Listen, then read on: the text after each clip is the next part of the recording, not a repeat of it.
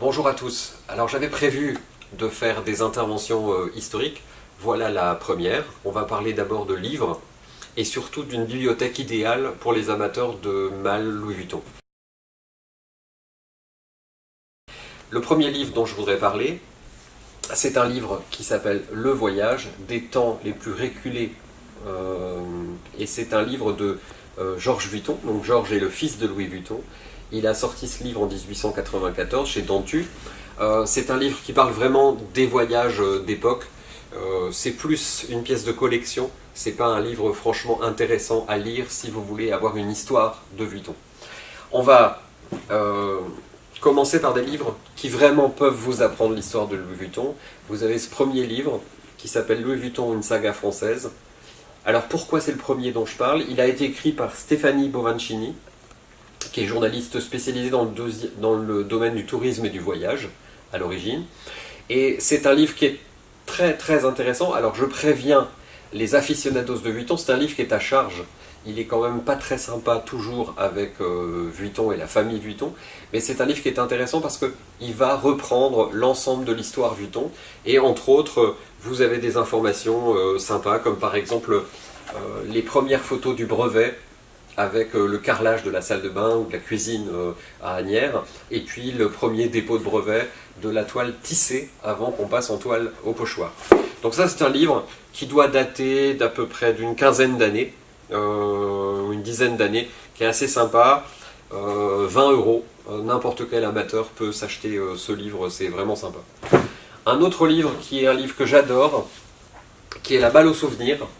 Alors un des intérêts de ce livre, il a été écrit par Henri Vuitton, qui est un peu le moins connu de la génération Vuitton. Vous avez Louis, vous avez Georges, puis vous avez Gaston, et les fils, puisque Gaston a eu deux fils, Henri-Louis et Claude-Louis, et ce fils-là, Henri, a écrit un livre, La Malle au trésor, qui reprend en fait toute l'histoire Vuitton.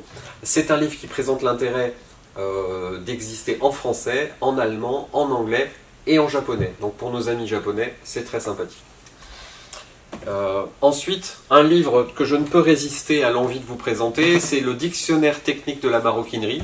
C'est le seul livre de la sélection que je vais faire aujourd'hui, qui ne parle pas spécifiquement de Vuitton, mais qui est un dictionnaire. Et pourquoi j'en parle? Je vous ferai une petite photo de la dédicace. C'est un livre qui a été offert à Henri Vuitton, le président de la maison Vuitton à l'époque. Puis, en 2011, lors de l'inauguration du musée du bagage, le livre nous a été offert par Danielle Vuitton, qui est donc la petite fille d'Henri Vuitton. La fille d'Henri Vuitton et la petite fille de Gaston. Et c'est un souvenir personnel sympa. Toujours dans les livres, alors, petite information, vous trouverez ici sur YouTube un lien vers notre blog où vous avez la liste de tous ces articles, de tous ces livres, avec la totalité de leur contenu qui est expliqué, qui est explicité. Mais dans les livres qui sont importants pour un amateur Vuitton, vous avez ce livre-là qui s'appelle 100 malles de légende, aux éditions de La Martinière. Vous pouvez le trouver en français, en anglais, en allemand, directement sur le site Vuitton, ou alors sur Amazon, ou dans toutes les bonnes pharmacies. Et dans ce livre, vous avez une présentation d'un certain nombre de malles qui sont vraiment hors normes. Vous avez les présentations, je vais en prendre une au hasard. Vous avez par exemple la malle entièrement recouverte de laiton. Donc vous avez des malles de légende intéressantes. D'ailleurs, dans ce livre, vous avez deux malles qui sont au musée du bagage ici à Haguenau. La malle du grand-duc Cyril de Russie et la plus ancienne malle Louis Vuitton qui existe au monde, qui est exposée à Haguenau au musée du bagage.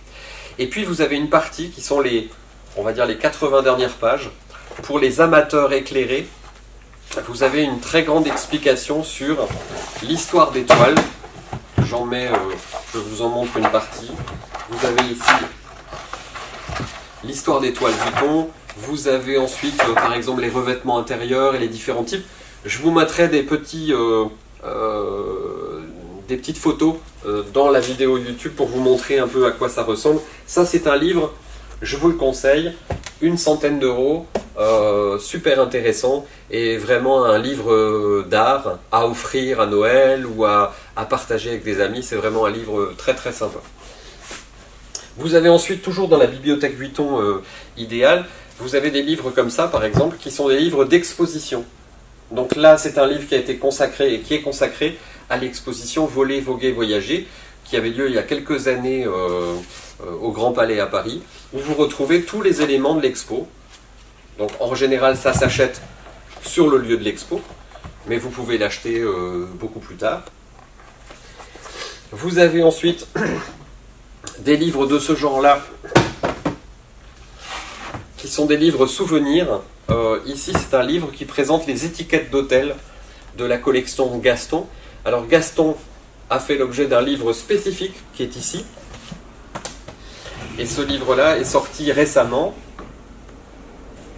et présente particulièrement toutes les collections que pouvait avoir Gaston Vuitton, qui était un collectionneur fou. Il collectionnait des tas de choses, les vieux papiers, les malles, des tas d'éléments, vraiment très très importants. Et puis enfin, pour les amateurs de toute la gamme Vuitton, vous avez aussi un livre qui est un peu moins connu, qui est un livre, celui-ci, sur les sacs à main, les sacs de ville et l'histoire des sacs Vuitton. Voilà. Qui présente l'évolution plutôt des sacs à main. Donc c'est moins notre domaine à nous, puisqu'on est vraiment spécialisé en bagage rigide, mais c'est très intéressant. Et donc je vous invite à retrouver en fait toute la liste de ces livres dans le lien qu'on vous mettra sur le blog, et qui vous permettra de trouver chaussures à votre pied et à votre budget.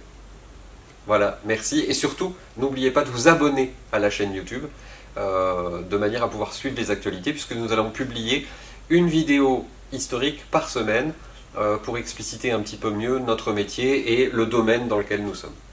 À bientôt!